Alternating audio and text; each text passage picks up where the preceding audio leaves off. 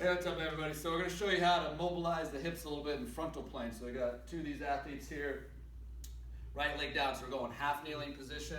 First thing you want to do is make sure your foot and your leg is directly behind that ass cheek, right? Use your big toe to push in. You're going to roll your pelvis up, so squeeze the glute, stay tall, and roll your pelvis up towards your ribs. So now you got your hip flexor stretching. Now, you're going to take that outside hand. We're using the stick as a rail to slide down and mobilize. So they're going to push their hip out to the side. Go for it, Johnny. Give me 5 reps here.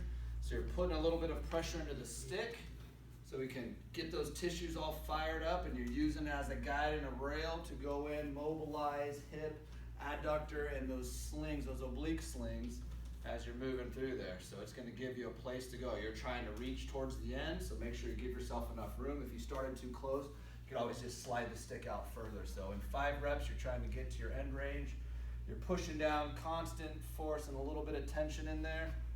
Big important part is drive the hand, upper body away from the hips. And then all you do is slide the stick to the other side.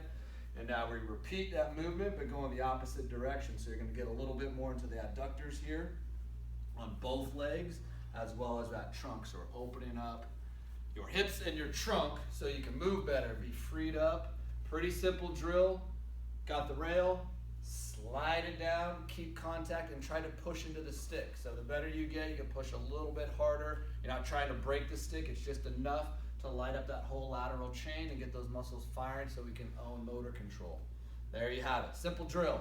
Do that, repeat it on the other side with the other leg down. 5 reps to each side, and you got some mobile hips.